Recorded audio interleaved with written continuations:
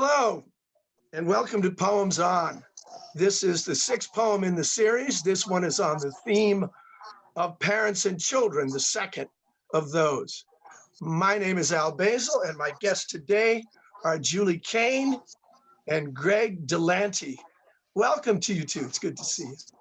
Thank you. Welcome. Well, you know how we start things off? I'm going to ask Julie to begin with whatever poem she wishes to begin with. Okay. We're recording on the day before Father's Day in the U.S.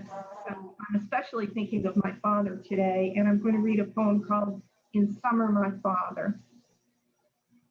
In summer, my father came to life, like the seeds of purple clover under the lawn, like the seeds of Queen Anne's lace under roadside meadows.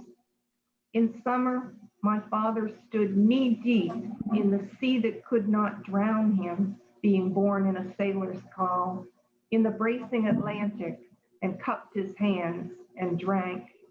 In summer, my father's copper freckles merged into a tan, though my own could never do it, merged, and the golden fuzz stood up on the backs of his fingers. In summer, my father grew tomatoes, setting aside his papers to scratch in the backyard soil, setting aside his cocktail and Viceroy cigarettes. In summer, my father followed baseball, listening to the Red Sox on a crackling transistor radio, hearing the echoes of cheers for his hits at Melrose High School. In summer, my father joined his buddies, Sundays plucking a golf shirt from the rainbow in his closet, Sundays slinking home beery, his pockets full of stubby pencils. In summer, my father banished winter, no tunneling into snowbanks to sleep in France and Belgium, no lighting a fire in his helmet in the sleet in Nazi Germany. In summer, my mother took to her room with a book, complaining that she felt faint, that it might be a touch of heat stroke, complaining of poison ivy, of an ear infected from swimming. But in summer, my father came to life. Thanks. Beautiful. Beautiful. And Did your dad play baseball at Melrose High?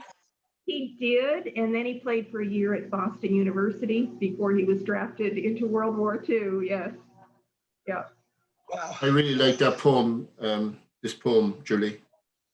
Thank you, Greg.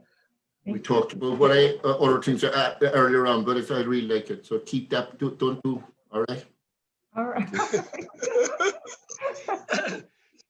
So, as somebody that grew up in New England, and I followed the Red Sox a generation after your dad did, that's what summer means in New England, and so many of our generation had fathers who spent part of their youth in World War II and other places. My dad did, and I've got a poem I'm going to read a little bit later that touches on that. So it was nice to bring in for a bit the experience of your father in winter to show how much summer made him come alive by contrast. Exactly. That Nice. wartime experience that he really repressed. Like, I think most men of his generation just came home and just denied it, just wouldn't talk about it or tried not to think about it. Yeah, it's a common, well, I'm going to touch on that a little bit later. Well, Greg, you're up next. Sure. This poem is from a book, The Hell Box. I saw somebody talk about covers in one of your readings, and all my covers have been my own almost. So there's things in the covers, but there's a nick on this cover of the type, which is H, which is where you threw, when type was broken in a compositor's room, they threw it into a thing called a hell box where it had to be melted down, recast and remade. So it's a metaphor for all our lives and for an immigrant and language itself. And also they remade the language itself. There was an argot in printing and some of it went into our natural language, like Out of Sorts, and Mind Your P's and Q's. The compositor. Perhaps it's the smell of printing ink. Sets me off out of memory's jumbled font. Or maybe it's the printer's lingo. As he relates how phrases came about. How, for instance, mind your P's and Q's has as much to do with pints and quarts, and the printer's renowned for drink, as it has to do with those descenders. But I don't say anything about how I discovered where Widows and Orphans and Out of Sorts came from the day my father, unnoticed and unexpectedly, said 30 on the bottom of his compositor's page and left me mystified about the origins of that end, how to measure a line gauge, and how, since he was first to go, he slowly and turned from himself into one, as we turn into that last zero before finally passing on to the stone man. Thank you. So I don't know the answer to where 30 came from, and you haven't learned it either?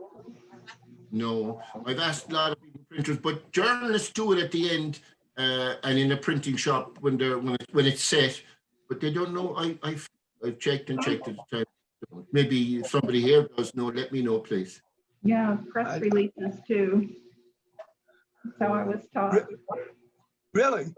Oh, really? Really? Very good. Did you work in a? Or did you work in a store doing this, Julie?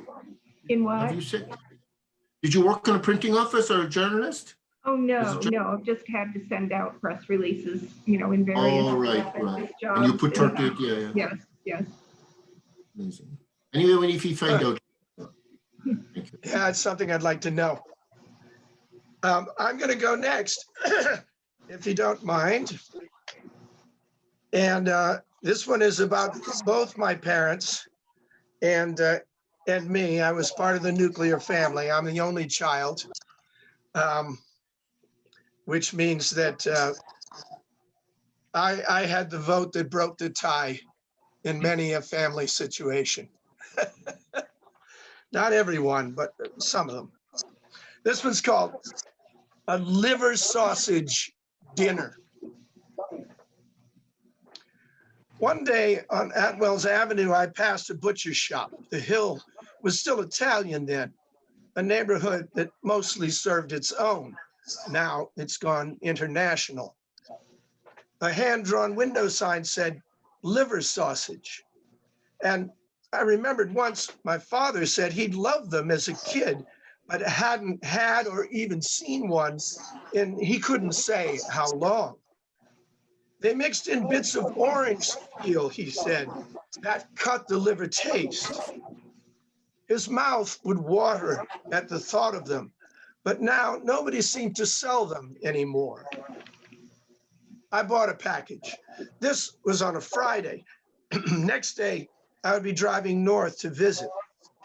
It's more than 20 years ago. My folks had moved into a little house when Dad retired, and the kitchen didn't give my mom much room to operate. That was to figure into what would happen next. On Saturday, I made the 90 miles in good time, getting in just after 2. My dad was sitting at the table reading. I swung the brown bag up and put it down in front of him. I brought you a surprise. What's that? He said, without glancing up from his article. Just take a look, I said. His first reaction was astonishment, which broadened shortly to a grin. It's liver sausage. Where'd you get this? Federal Hill. We got to try this. Grace, can you make these for dinner? Yes, she could. My mom loved rising to a culinary challenge. The balance of the afternoon was ripe with expectation.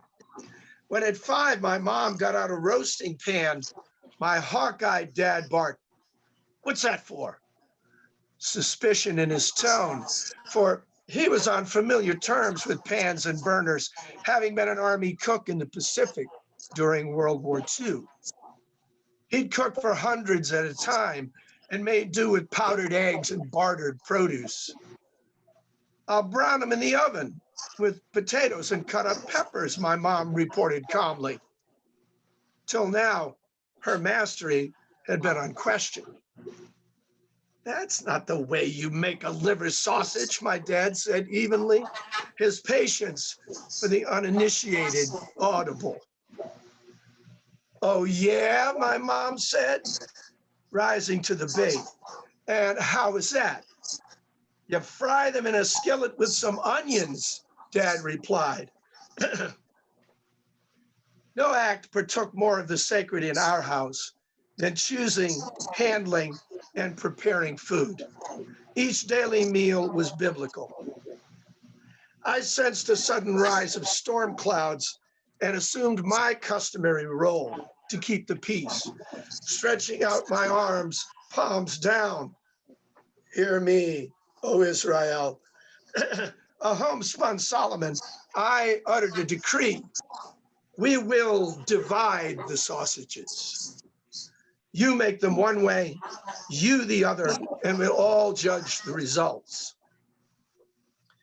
It was a kind of dance that they engaged in then around the counters and the stove, inhabiting the modest space at turns without obstruction or dispute, as though Astaire and Rogers, moving to a music they alone could hear, each traded off the lead.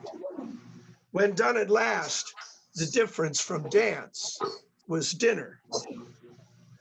The liver sausage satisfied both ways and soon was gone, while they kept on display the mystery of an enduring marriage. When both are good, 2 cooks are not too many.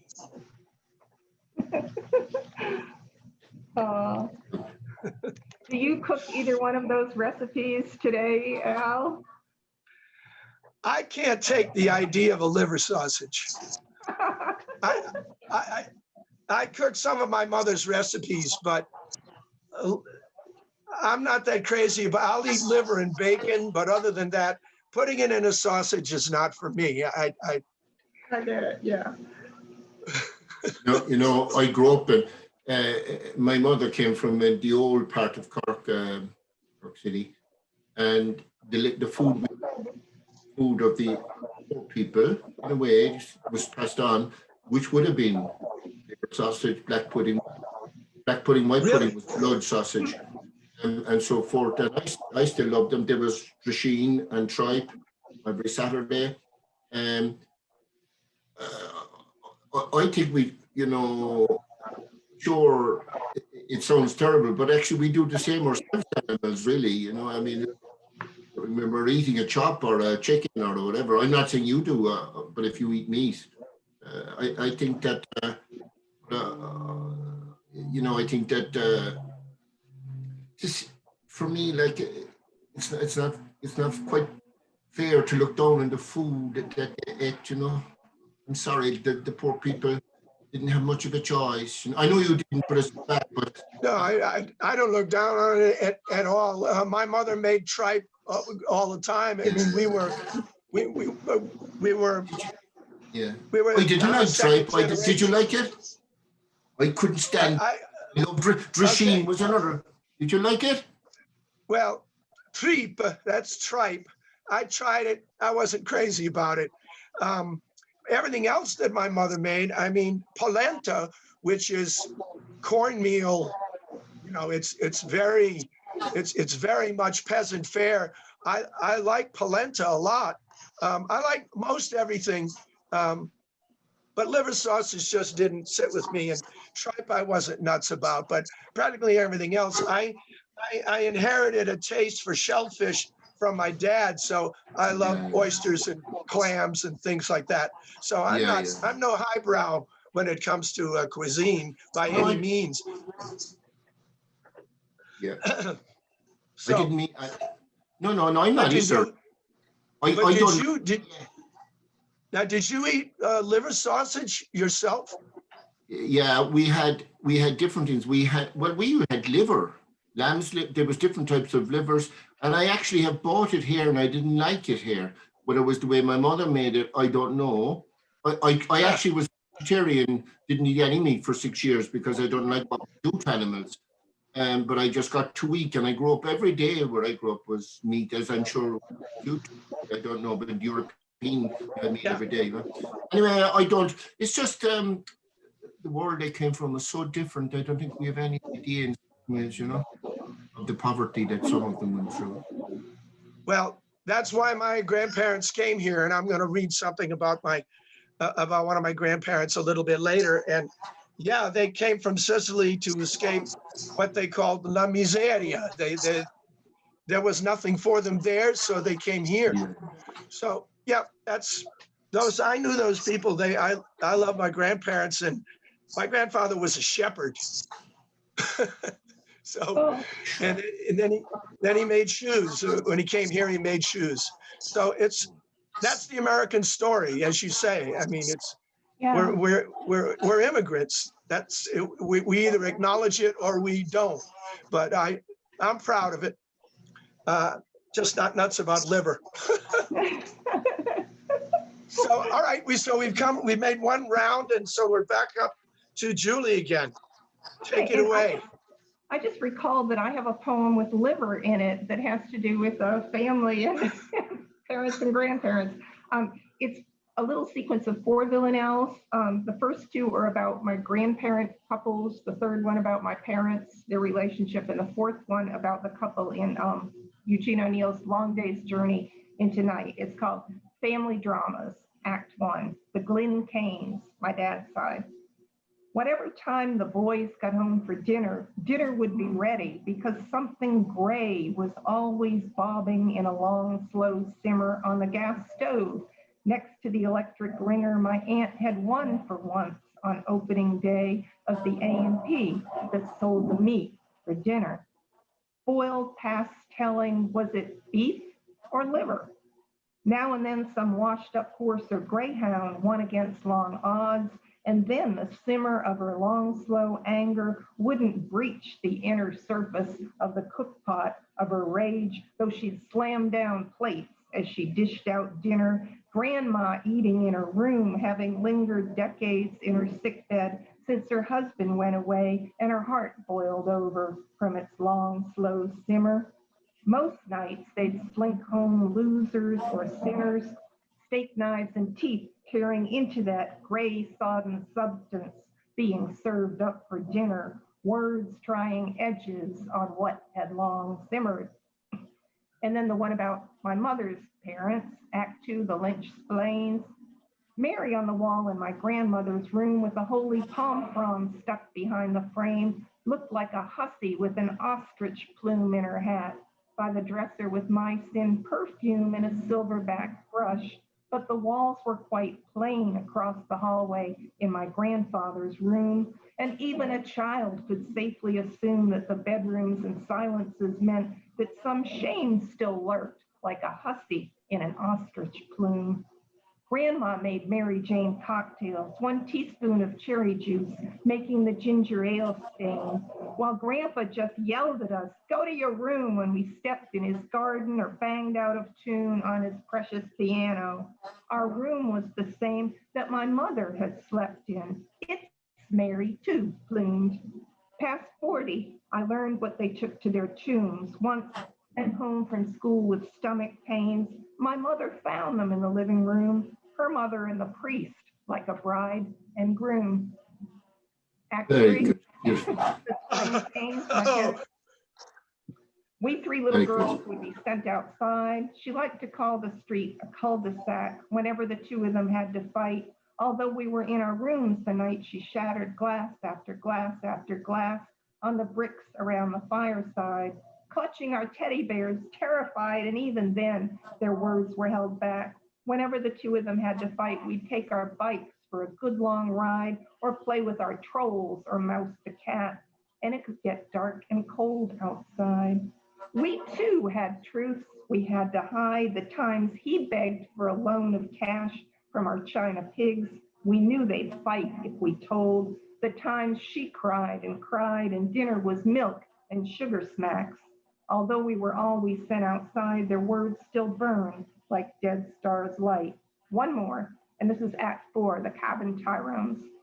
I read that play in high school. Mrs. T took morphine, but I knew the family well. The language of their fights like poetry, the silences like wind through stunted trees, the drunken charmers and the ne'er-do-wells who couldn't charm the bitter Mrs. T. The backdrop of a gray Atlantic Sea, as cold in August as a heart withheld, its rhythms those of Irish poetry. O'Neill's own family drama spoke to me, the ponies running like a carousel whose painted glitter holds out mystery, but finish line becomes infinity, how habits, shape of lives, the villanelle, the repetitions turn to poetry. I pray to the quatrain to set me free. We Irish know that language is a spell. I read that play in high school, Mrs. T, my fate without the grace of poetry. Thank you. That's all the generations. Thank you. I'm done. Julie, let me ask you this. In order for you to deal with family stuff that's that strong, that honest and straight out, you really kind of relive it when you write it. Yeah. And so do you find that process a kind of a healing, or does it just rub at the wounds again? That's a great question. And I think using form is a really effective tool for handling that kind of material. I know Adrienne Rich said once that form is like putting on asbestos gloves, and Anne Sexton said you can let a lot of wild animals out when you have a cage to put them in. So there's something a little bit, distancing or protective about form. And also I find that, I do relive it writing it, but that once I've transformed that experience into art, into a made thing, then somehow it takes away, the rawness of the emotion after that. Is that similar for you? Well, it is, but my memories are not as sharp and dire as yours. But I've always considered a kind of a blessing that as artists, we can go back into our own lives and heal some of those things through the process. It's something that people who aren't creative do not have that as a resource. I think it's lucky that we all have it. Yes, I agree with that. I have a question for you, Julie. I'm curious about, I like the poem very much, and I like both of the poems because they're strategies for family life. I mean, in your case, Al, was how you had to deal with your mother and father getting into an argument and how you dealt with it, and the various things there, Julie, that you talked about. But I was curious about the form, because it's 4 parts and it's quatrains. So was there some kind of form in your head there of 4 lines, getting the 4 in outside of what Adrienne Rich said? By the way, did Adrienne Rich know at the time when she said, I met Adrienne and she was lovely, we had a lovely time. But did she know that asbestos was bad for us? Probably not at the time. Asbestos gloves, do you understand me? Do you understand me? The analogy just may not quite work if she, I just... So you put on asbestos gloves, but they kill you. Yeah, exactly. But anyway, but may I ask you about the form, the quart, was that in your head just always? They're villanelles actually, not quatrains. Are they? Yeah, they're villanelles. And I tend to when I do work with the villanelle, it's usually with things that are sort of obsessive, thoughts that cycle around and cycle around and don't seem to have any resolution until I start working with them. Yeah, that's brilliant, actually. I love when you say that, because, I mean, it's great to hear that the kind of what they call form and content being the same. They're both, the content is not separate from what you're saying, literally. Right. As you say, the repetition of the villanelle is fabulous. Like Dylan Thomas' repetition is a person who's desperate talking to his father. You're desperate to repeat yourself. Yeah, that's a great one. I'm sorry, I don't remember. I read all your poems that you sent, but I don't remember getting. It was the liver that inspired me to find that one. Oh, sorry, I was just saying. Where's this one? I didn't read this one. I loved it though. In American football, we say she called an audible. That means she made a decision to change the play after it had started. So I hadn't heard them either, but I'm glad that they did. No, that's great. It's just that I was trying to remember, because I didn't remember what I looked like physically, you see. Yeah. Well, sleep. Okay, it's your turn here, Greg. Could you let me do one thing? I can't find my glasses, and the last one, it was a haze. I have glasses right behind me. Do you mind if I just get up and get my glasses? I don't mind. Be my guest.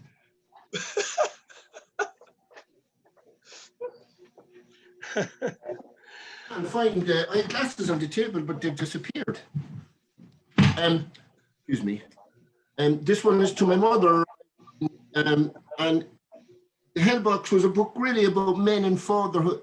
This is a book about female. It uses some of the stereotypical ideas of, tries to work on them in other ways as well. And then the next book after this is called The Ship of Birth, which is about children.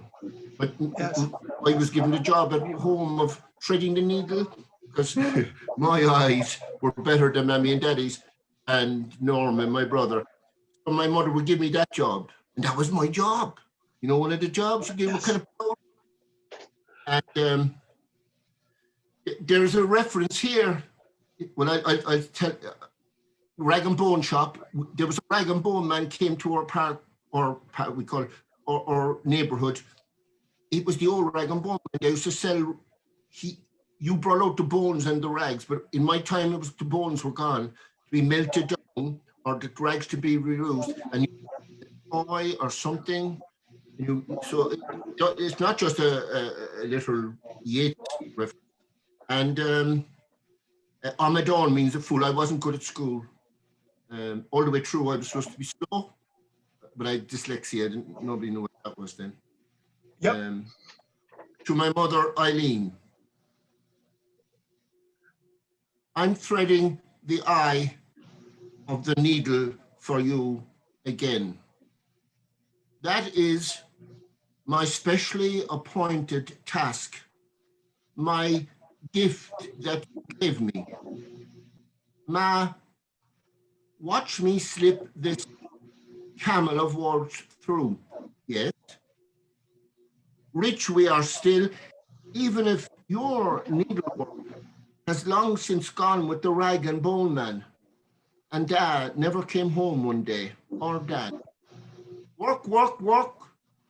Lose yourself in work. That's what he'd say. Okay. Ma, listen, I can hear the stick or fire spit like corn, turning into popcorn with the brown insides of rotten teeth. We sit in our old Sleevemish house. Norman is just born. He's in the pen. I raise the needle to the light and lick the thread to stiffen the limp words. I peer through the eye. Focus. Put everything out of my head. I shut my right eye on thread. I'm imparted now, a likely lad, instead of the Amadon at Dread School. I have the eye, haven't I? The knack. I'm Prince Threader. I missed it, that try. concentrate, concentrate, and off yakety yak. There, ma. Look, here's the threaded needle back. Yeah. That What a poem, wonderful metaphor. Yeah. I love that metaphor. Also, the way that you have the line that there's not, when you're threading the needle, you make your mind empty. There's nothing in your head. It's the metaphor for what we do. yeah. Yeah. I used to thread needles for my mother too before these. Yeah, me too. Yeah. You know that I tell you a funny story about that night. Just take a sec. Mammy said to my brother quietly, she was alive and she saw this poem, you know, and it was published. I couldn't get it published first print. There's another story. It ended up in the Penguin Book of Irish Poetry in the end, but I couldn't, you know, one of those poems you couldn't get published anywhere, and then it turns up in the Penguin Book of Irish, which was great to be in with all the characters. But Mammy said, you know the part rotten teeth with like popcorn with rotten teeth. Mammy said to my brother quietly, and Norman told me, my brother afterwards, what's he saying about her yellow, or is she saying about our bad teeth, that we have bad teeth? What's he saying about our bad teeth? We don't have bad teeth. What would people say? You know what I mean? Like corn turning into popcorn with the brown inside, rotten teeth. I mean, she thought it was talking. They were so aware of respectability, you know. Remember? Sure. Oh, remember Absolutely. that? Oh, yes. Oh, yeah. Oh, there were things you couldn't leave the house unless you were dressed properly. Don't let people see. Oh, yeah. I hear Beautiful, you. really, you know. But it was funny, no, we were laughing. No, we laughed. What's he saying about us? What's he saying about us? Want to go to the next one now? You do your one? Yeah, it's my turn, and we really have been focusing on the mothers and fathers, and this is about my father, and it picks up on Julie's first poem and the mention of her father with the Nazis in Europe in the winter. My father was with the Japanese in the South Pacific in hot weather. But as Julie, as you said, so many people of that generation, the men came back and they never talked about it. Right. And my dad would never really talk much about it. But there was something that I realized years after he had passed that I had noticed when I was a small boy, and that's what this poem is about. It's called War Games 1953, and appropriately enough, given when we're recording this, I wrote it on Father's Day in 2013. Wow. I was thinking about my dad. So, okay, you've got to imagine yourself a 5-year-old boy. War Games 1953. Before the bowl, the little boy directs a stream down on the dozen floating butts encountered in the bathroom. The flotilla he imagines, blasted one by one with pinpoint aim, explodes its paper hulls and leaves tobacco wreckage in its place. Blind god of war, he lords it over them. He sees it, finally, after 60 years. The cigarettes were Camels. So his dad had hidden every day and smoked upstairs. Less than a decade then, after the war, he never spoke of the Pacific Theater, his time in Fiji or Guadalcanal. Since his malaria attacks had stopped some years after his marriage, he had led what looked to be a normal life. What secrets kept him pacing in a narrow room alone, pitching a bowl full of spent butts, inflict arc after arc into the water through smoke and silence, far from sympathy? Beautiful.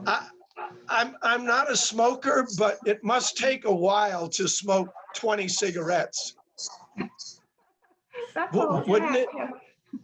But all three of us would have known the cigarette world. I mean, Yeah. they actually killed my father, I reckon, and they killed a lot of friends of mine. And you must all know that. How could you not write a poem? But I have another cigarette poem myself, just so you know. Yeah. Yeah, both my Well, parents do. My father quit. He smoked Camels, two or three packs a day when I was a boy. Yeah. But both my parents quit a long, long time ago. They quit when I was in my early teens.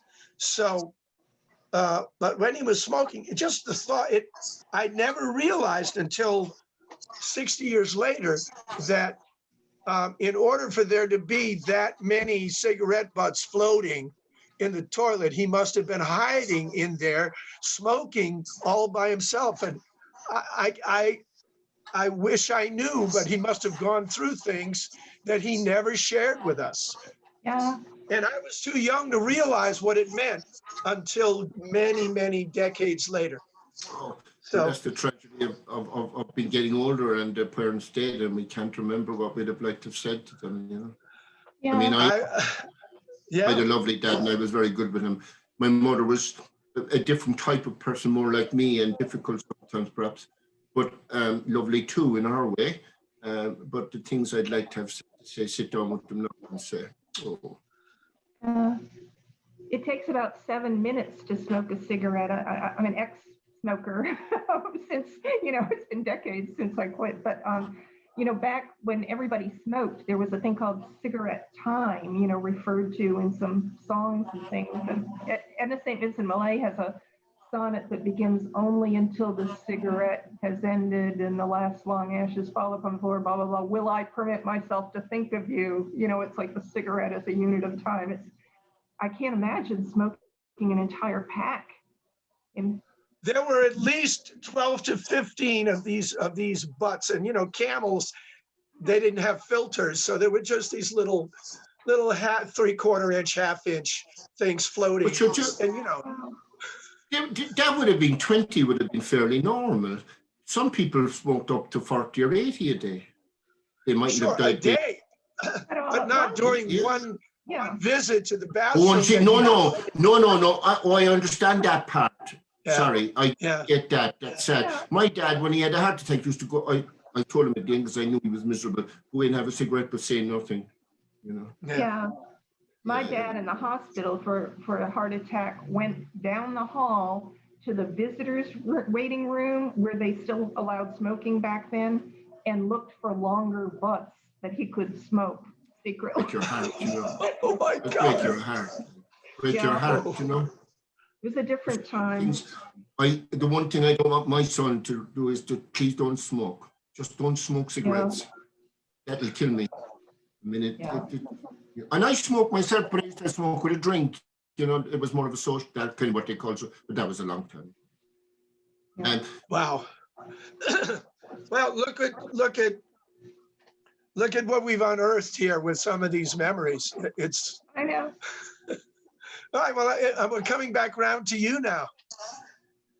Okay, this is just a little sonnet. It's an elegy for my father. Speaking of fathers, he was a radio and TV newscaster. He was on TV when I was little doing the news, and I didn't understand how he could. I really like this poem. Too. Thank you. Sorry, excuse me. I didn't understand how he could fit in that box, in the living room. It was a mystery to me.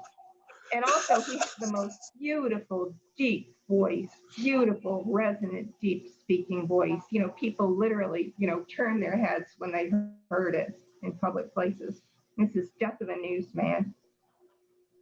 The night sky is bright with the grieving Pleiades. Rising in the season, your voice was stilled at last. Though sound itself never dies, your every newscast spiraling out through space to distant galaxies. When I was little, I thought you knelt in TVs. I walked around them looking for a door and latch. Heads jerked in swordfish netted restaurants when you asked for a menu. Women sent you cold remedies. News of the ancient gods precedes your voice through space. Bulletins about rapists and transformations, sisters scattered to stars, riding on waves of sound. Briefly, your news of protests, assassinations. Then, in the wake of your inimitable face, towers struck and destroyed, a much-loved city drowned.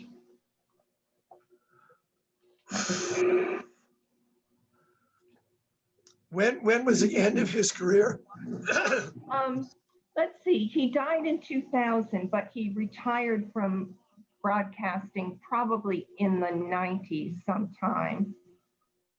He was, did you live in Providence at one time, Al?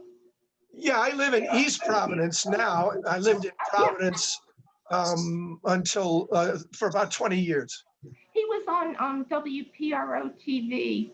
It's WPRI now, I think, when I was in junior high. He was the evening TV news guy with well, I would I haven't thought of it, but I would recognize him if I saw him, or probably I would know his voice.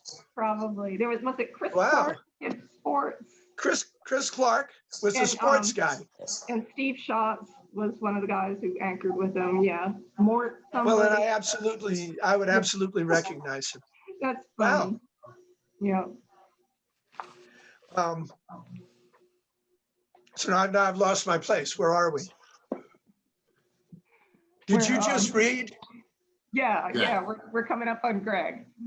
Oh, thanks for keeping my place. I liked in your poem there, Julie, that you put the full name, his name, because I'd say that must be your father, but I wasn't, you know what I mean, first when I read it, but thank you. So, but I like, that's kind of a memorial, that's nice, that get a separate place rather than just, you understand? As a person separate even from family and everything in a way, you know what I mean? Very good. I wonder, did he, I suppose you must have been writing poetry. There's an interesting fact, none of us have talked about what our parents thought of us writing poetry. To being a good person to read poems, if he ever did aloud, if his voice was that good. Huh? Oh, yes. Yeah. He would actually occasionally get up on stage and sing with bands. He had a beautiful singing voice. But would he say poems? Not poetry. Very good. Okay, well, this poem is to my son, since I'm the father and it's Father's Day, but and it was perhaps the best thing that ever happened to me, Dan. It's called the it's again like the Hell Box is the man book, the Ship of Birth, women book, female book, and this is the child book.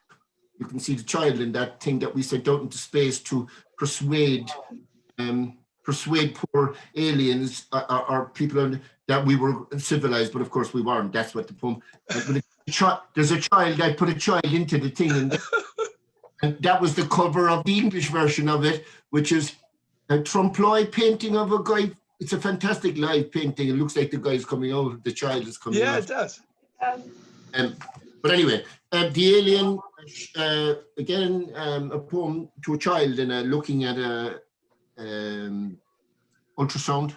When I saw the child, we saw the child for Dan, and all the terms, and you know this black and white, but all the terms are scientific terms. I'm a bit of an amateur looking at these space things and quantum physics and so forth, but all the terms are right.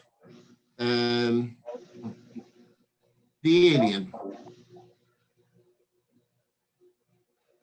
I'm back again, scrutinizing the Milky Way of your ultrasound, scanning the dark matter, the nothingness that now the heads say is chock-a-block with quarks and squarks, gravitons and gravitini, photons and photinos.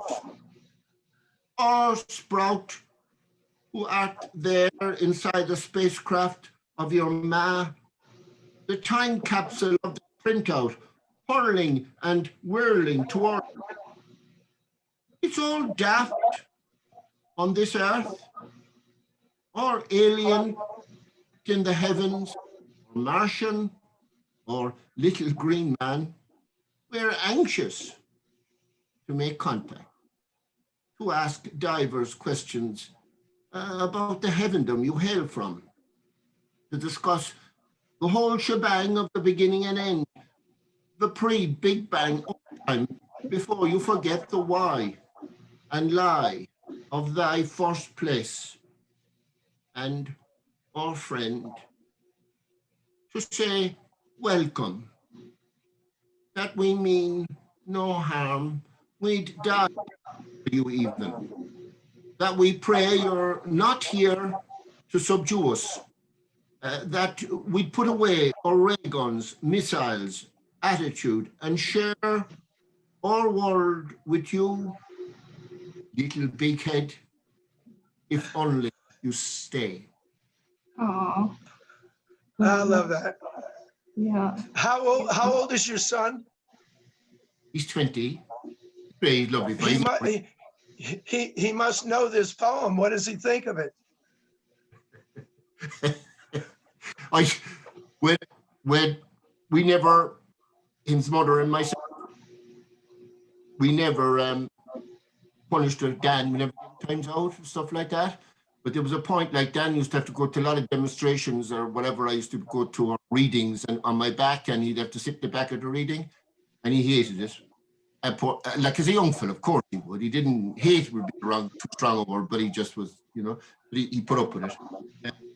And I used to say to him when he was in when he got into trouble and he wasn't listening to us, if you are not careful, you're going to have to come to a poetry reading with me. That was the punishment. And I'd be reading, and then I'd say, and then if he wasn't correcting himself properly, I said, if you're not careful, you come to a poetry with me, and I'll read a poem about you and point you out at the end. And that Martin never loved it. That, so there you are. He doesn't interest poetry that interesting to him, but that's good. That's good. He's a young boy doing his own. With his own. What a tactic! That's a fabulous tactic. Well, the day may come. The day may come. Give him time. Oh, no, I don't. He's his own life. I love that. He's a great boy. I couldn't expect anybody better. Nobody does. Well, I have no children, so I cannot. I'm glad you wrote that poem. I don't have the wherewithal. But I tell you one thing, though. I tell you one thing. I used to say to him, Dan, I need wrote you to write a good poem. Blackguarding, you know. I got a good poem out of you anyway. So I'm proud of actually. Sounds like you pretty much you've worked out how that's going to play out. Well, I've gone to this is a COVID poem about, part of it is about my grandmother and my memory of her. When I was a small boy, we lived until I was 5 in an apartment upstairs from my grandparents. And so I was around them a lot when I was a small boy. And then this was written during the pandemic when we have all been forbidden to touch. So this is called Body Language. So big the hugs my Nana gave, I feel them now beyond the grave. I held a chance to squeeze her dear, I'd run as soon as I could see her. And pausing from some kitchen task, how much you love me, she would ask. Too great her waist I always found for me to get my arms around. Still long I gloried in her touch and answered always, much and much. A year since hugs have been forbidden, my urge for reaching out kept hidden. Touched at the vein on the occasion of a guided needlepoint's invasion at which I'm only free to bleed. I can't articulate my need except to say that emptiness still seeks to make my little less. The dark is close as I awaken, on my back, my rest forsaken. I find my arms are open wide and flung straight out on either side, as though to hold in an embrace all I can reach of time and space. Too much and much is what I've found for me to get my arms around. Oh, just beautiful. I miss her. When you're doing some of your best work, like in the last few weeks, that's pretty amazing.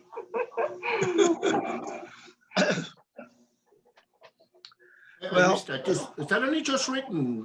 Did you just write that? Yeah, it's within the last couple of I missed months. that. Excuse Couple me. months, yeah. Very good. Very good. Yeah.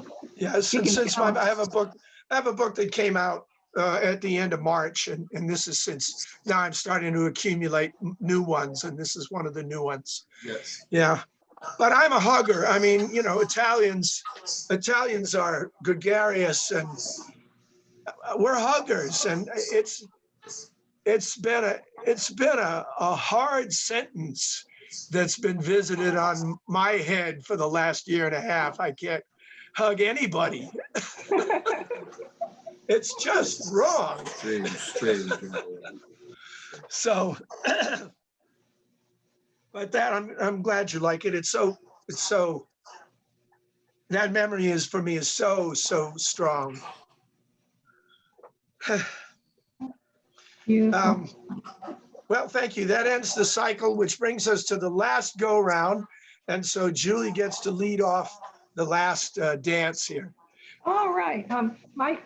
My family was the opposite of yours. They were cold. You know, they didn't show affection. But that's kind of what this poem is about, which has a mom in it and the pandemic in it, and it's short. It's a duplex, the new form that Jericho Brown invented. New mom. I will not write a pandemic poem without noting that I've acquired a mom. This new mom is sweet, not mean like the old one. She stumbled in the vaccine parking lot. She stumbled and I caught her before she hit the ground. She had driven herself there, age 87. Her name was Nelda. She was 87. From that moment on, she gripped my arm and I steered her like a delicate paper sailboat through all the stations of our first vaccine. I was bracing myself for my first vaccine when the nurse smiled and asked me, "Is that your mom?" "Well, sort of," I said, and then it was Mom's turn. I miss her so much, I put her into this poem. Wow. What is the form? It's a duplex, which is a form that Jericho Brown, last year's Pulitzer Prize winner, invented. He uses it in his book, The Tradition, but he did kind of a mashup of the sonnet and the blues couplet. You know, it's got repetition in it, but also you don't have to rhyme. So, you know, there's a lot of freedom in it too. Huh. 14 lines. I've never heard of that. Yeah, well, it's new. It's new. Interesting. Is that based on a real encounter that you had with an elderly woman going to get vaccinated? She really did, you know, start to fall down in the parking lot, and I caught her. And then it's Well, like she was, I guess, you know, in like Native American Alaskan culture, if you save somebody's life, you're like obligated to take care of them for the rest of their lives. It's kind of counterintuitive, but that's kind of how it was. Then she was mine for the rest of the time. Well, thank you for your gesture. I don't know if she thanked you, but I will. Yeah, okay.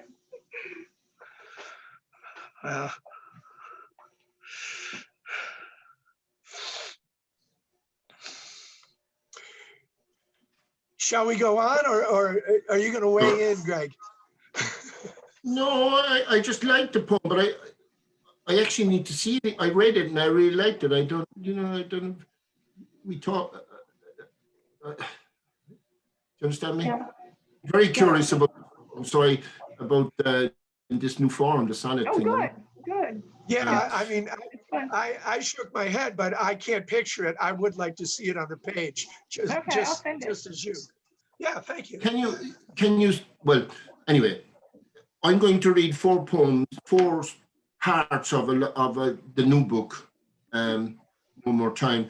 And there is a kind of a new sonnet there, though, in the sense that it's a sequence that it uses Dante's, the great Christian poem, Divine Comedy's Terzarima, with a couplet at the end.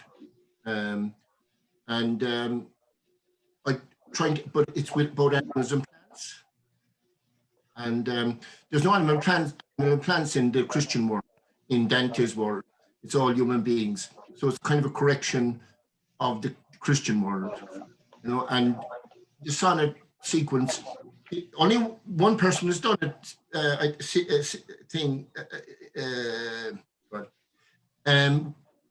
Keats, Shelley, let it go off it. But it didn't really work for him, I don't think. It's hard to do in English, as you know. But anyway, in any case, I'm going to start with one of them, though it may not seem more than further, but I just brought up what Julie was saying about I saved somebody at the beach when I was a lifeguard and a child, and she still gets in touch with me about her children. So I thought that one might be a nice, and then go on into the whole thing is in Terzarima, 26 sonnets, A to Z. And it's one long, it gets broken in the middle by breaking news because we're breaking the world, sort of thing. Do you understand me? It's going to mirror it. Do you understand? So, but it is a long, and I will read 4 parts to it. But this is one that I wasn't going to read, but I will read after just that memory there, or that thing that Julie said. For the autotropes, all the green things that give us oxygen. I sometimes defamiliarize the language because we can see it, because if you just say air or oxygen, you understand it? But autotropes are the plants that give us all the oxygen. Have you ever been given the kiss of life? You have, you know. You're getting it right now, every 5 seconds or so, depending on what you do. Running for the bus, swimming, reading. Feel how the green leaves press on your mouth and nose. Your chest falls and rises. They silently bow on their knees above you. You're lost in the daily throes, unconscious as the girl at the time. I resurrect back to life in my beach car days. She insists she owes me the rest of her years. Emailed again lately, reiterated thanks, updated news of her kids, who'd be nowhere without you. They're a breath of fresh air. She restated wanting to stand me a beer. I raise my downed pint hair, propose a toast to the glass brimming with nothing but air. So do you understand that it goes? That's the P one, and then I'm going to just read the mother in the middle. It uses the sonnet form again in these ones, but this one is a poem without a title. My mother died of cancer in a terrible way. And I also knew somebody who died of Jesus. When you lose your memory. Sorry, I'm doing it now. Alzheimer's or dementia. Alzheimer's, yeah. Well, yep. I want contempt at the same time, and this poem is untitled for a reason. And it's about a woman, a mother. Terramather or Earth Mother. For ages, we took little notice, put any troublesome thoughts out of our heads, knocked on wood, joked she was simply aging. No need to worry that the threads of her memory were unraveling naturally. But eventually our unanswered threads nudge us reluctantly into reality. daily she finds herself lost, asking where she is and who, in heaven's name, is she? Our slow realization redoubles despair. She doesn't even recognize us. What hell she gives everyone, even those who care. Our aging body becoming a living shell, terra mater, the erasing of cell after cell. Not jolly, sorry. Here, for me, like I have to be alive. I gave up my car 6 years ago. I cycle everywhere. Solar in the house, no gas or oil, all gone. And I try and live the life, you know. If only for myself and for my son that I can say to Danny, run. And this is the poem that comes out of that. And using the rest days. Umbilical. It's a poem, as again, they all, sorry, you have to read the thing. You have to read the thing. Umbilical. You bite most everywhere these days, wary of your part in the latest war, the slaughter of innocents, the various wily ways we've grown used to, complicities. The gas pump is an umbilical cord, sucking the life out of terra mater. You read about leaders ready to award the future or body, smother her in her own fumes. You know the reward, the fate of those who kill their mothers. Remember Orestes? You translated to humankind. Down swooped the Ariads, the avenging daughters, driving tormented Orestes out of his mind. No escaping the furies now, the ever so kind. They were also called the ever so kind, ironically, of course. But and then last poem, last part of this, just further on that I will read, a little bit more hopeful. And there is hope in this poem, in this thing, you know. But anyway, excuse me. Terra mater again, right? One more time. Actually, it's not the one I was going to read.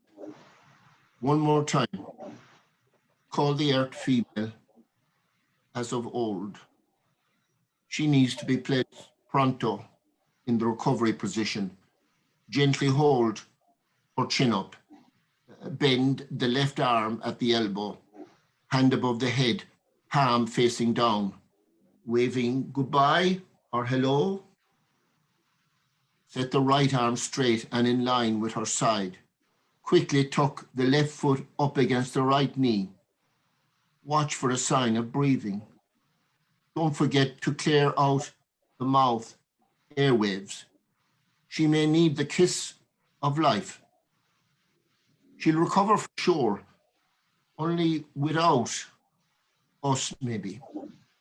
Who then will tell her we miss her? Who then will tell her how dear she is? Thank you.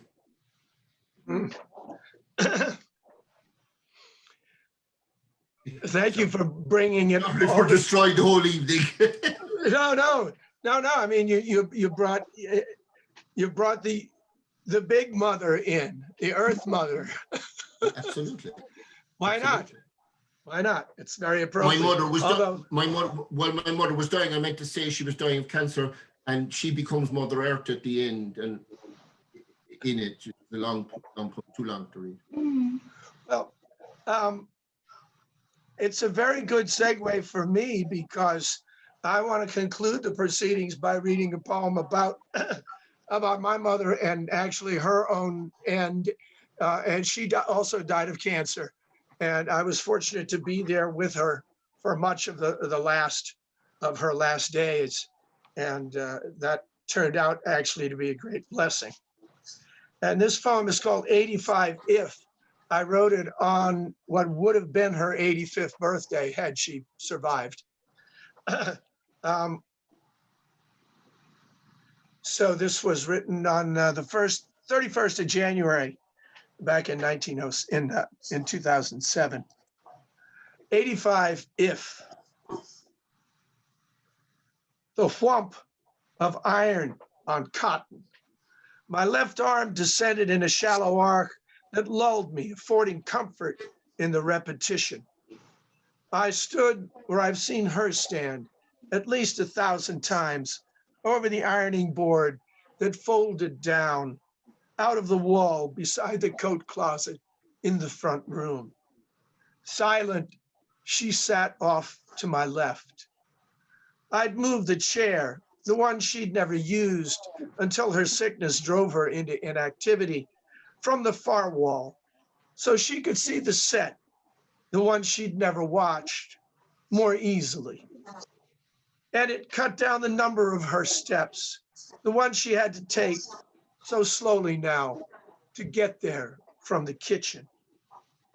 Hiss of steam and gurgle from the innards of the iron would interrupt and punctuate the soft insistence of my glancing blows. I worked the surfaces with care, wagging the tip around the buttons, down the collar seams, and revving up the smooth expanses of the front and back.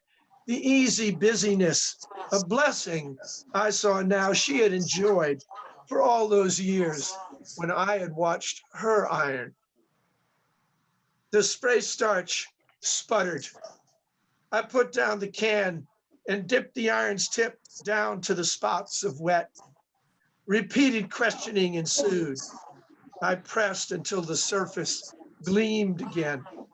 I folded up the shirts when I was done.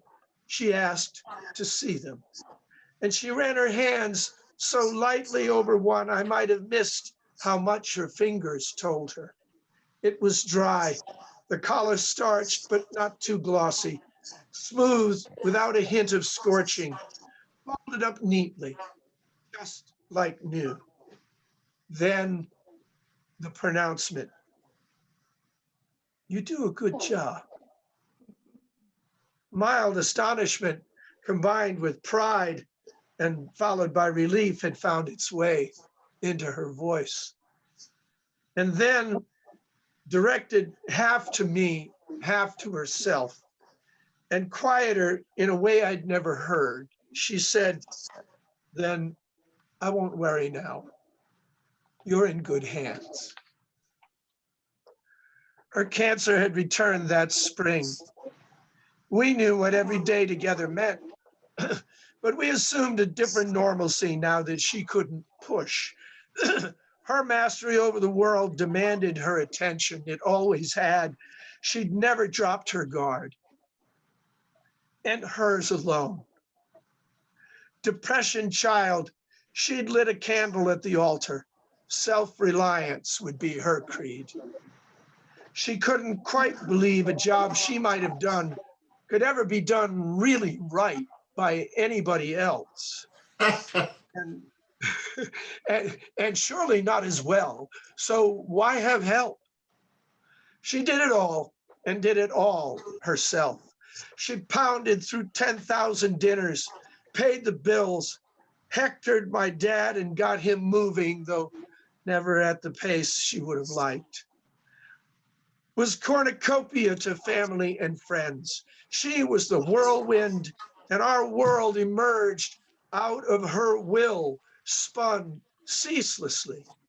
For her, there had been no easing of spurs until her body wouldn't carry her.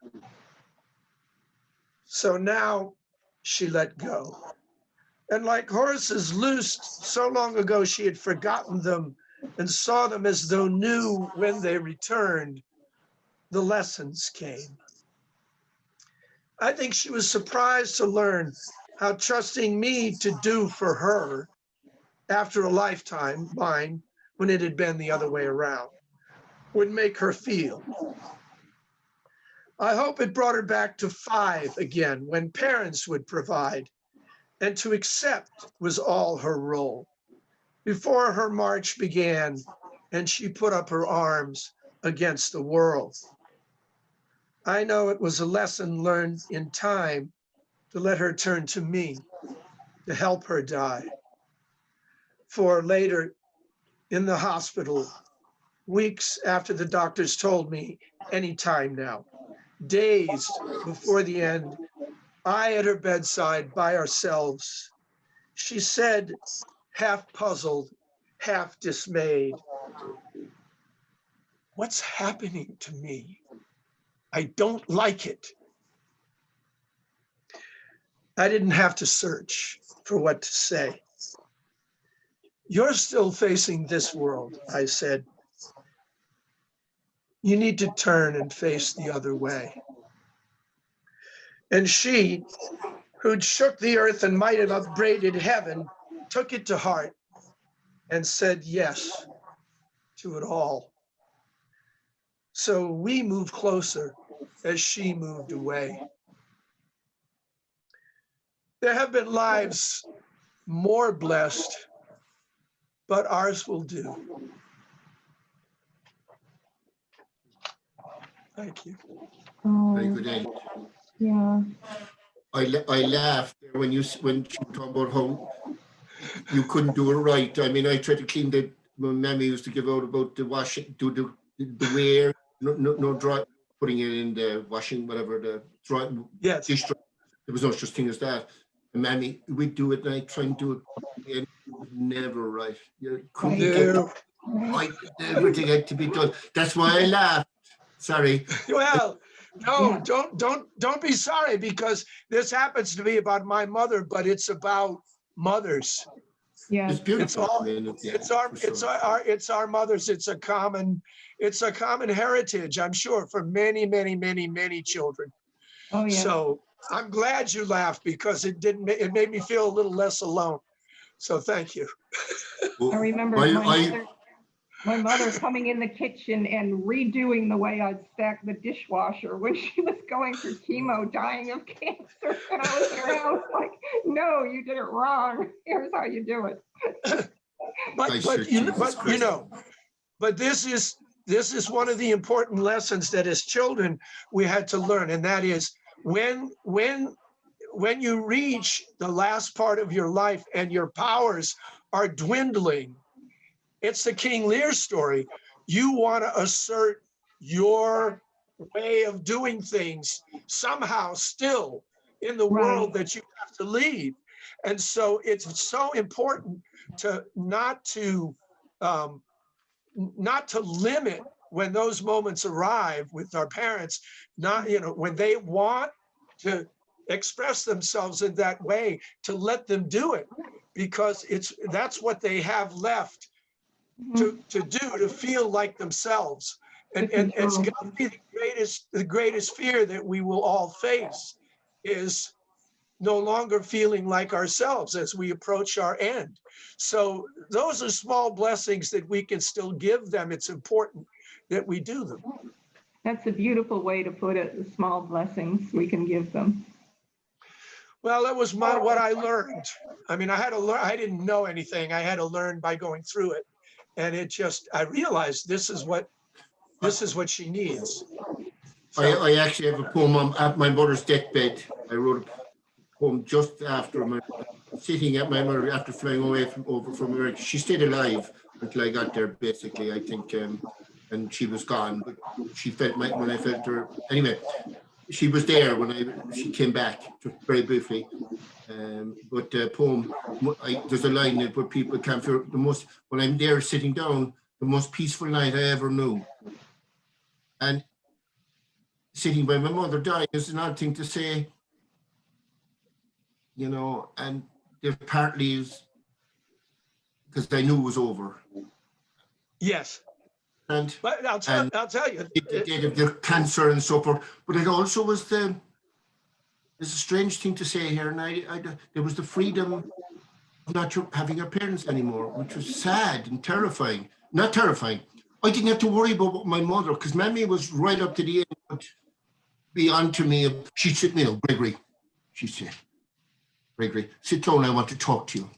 And then to talk to me, you drink too much. You're spending all your money, and you're not doing this properly. And I said, "Mammy, I have 2 houses now. I have more than any family has ever." I said, "Mammy, sit down. This is when she had cancer." And, you know, it was up to the end. It was lovely. I mean, there was no bad feelings. You understand me? Yes, yes. But may I just say one thing before we go? And that's the last thing I'll say.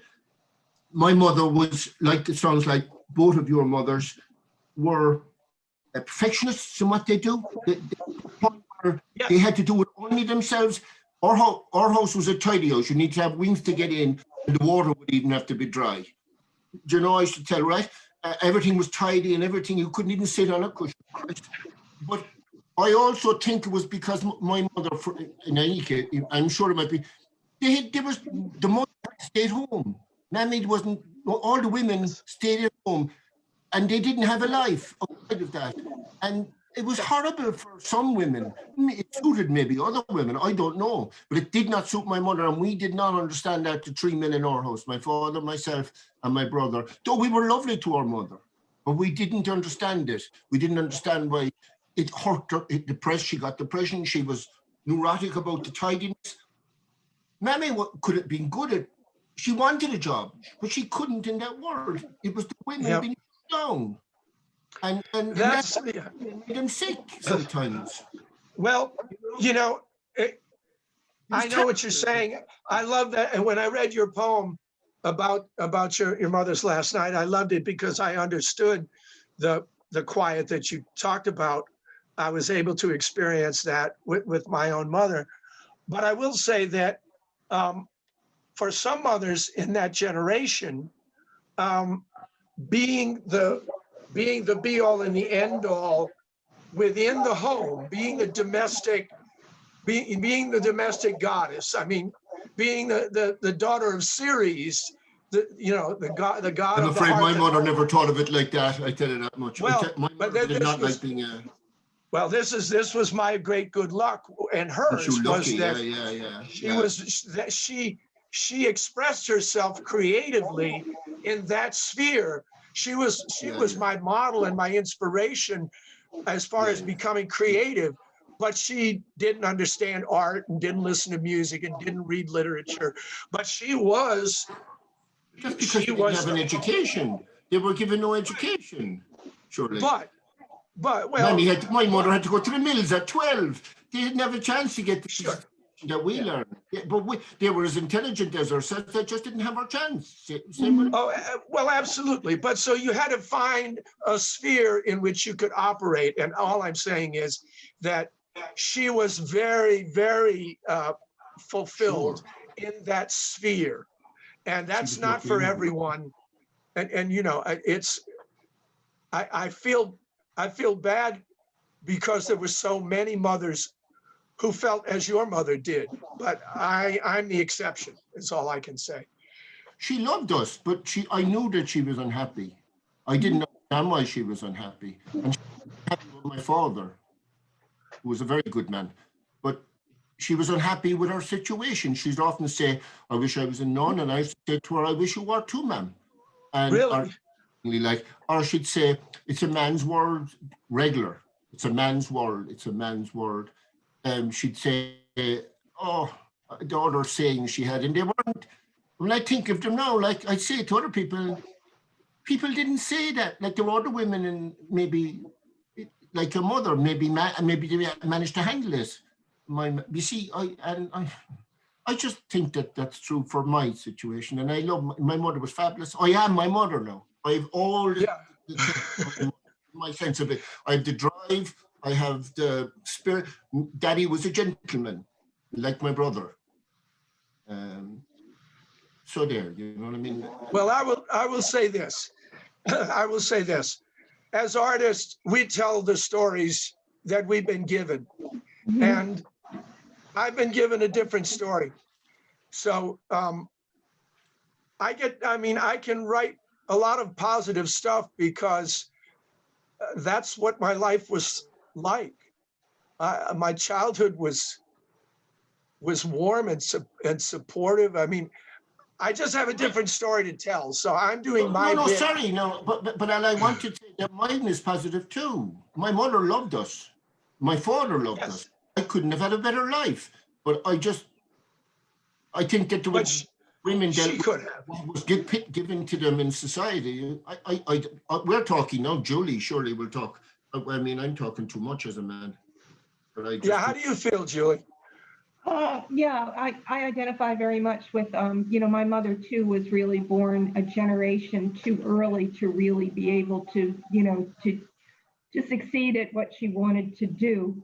And you know, she was very frustrated by that. I think she wanted to be a writer, but, you know, never really, she did get to go to college. You know, she had to commute on a train while, you know, her parents had saved money to send her brother, you know, to a good college. And Of course. to buy her books, she had to go to the library after classes and read her books in the library. But she, you know, she got a journalism degree because she thought that was useful, you know, because she could work at it. She hated it. You know, she couldn't stand being a journalist. It didn't last long. Did she work as a journalist?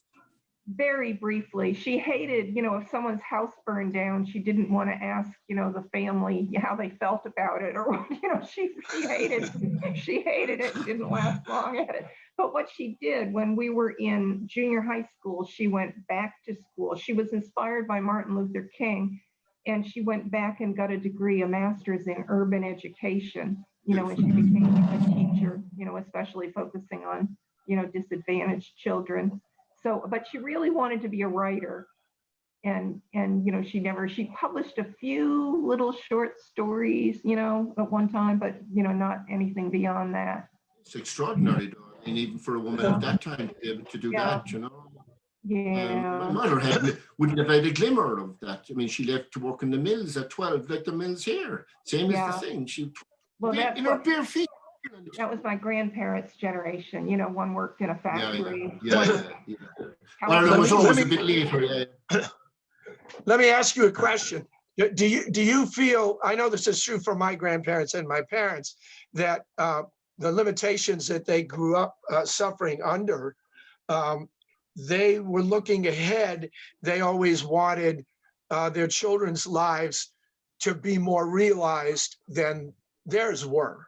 Yeah. So that in that sense, we're living out a freedom that they didn't enjoy. And part of what I do in my life, I am very aware is that I'm retrieving and honoring them by what I do, and absolutely, there's not a day goes by I'm aware. I tell the students this: I'm retrieving the world that I have had a chance to have, that almost is probably like kings and queens we are living now. It may change again because of the world climate and so forth, but we are the luckiest, I think. That's true. This is an honoring of Mammy and Daddy. And well, I think we're alike. I mean, we're alike in this regard, and I think that's what has something's been given to us, and we're trying to do right by it. And we saw the old world. I saw fields in Ireland being plowed, horses. But do you understand? We saw the houses dark. We saw how hard they had to work, 8 to 5 every day. Yeah. 2 weeks holidays if they were lucky. Jesus. Oh, yeah. We saw. We know we got the small taste of it in the 50s in Ireland. Yes. You know? And so as you say, we're a very important transitional generation, and of course we're not going to be around forever. But you're exactly right. We go back to a very different world. The world that we were born into was much closer to the world of our grandparents and our parents. And the world we've come into now that our grandparents and parents are gone is something that they would have had a very hard time recognizing or coping with. So, you know, we're important messengers, whether we're honored or not. We have an important message. So that's the way I'll tie the proceedings up, by saying that. For sure. I think we agree. Amen to all.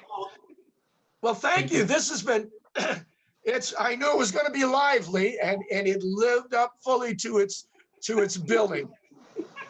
Thank you both. Love to you, both of you and everybody. Thank you. All right. This is good. Till next time, we'll see you.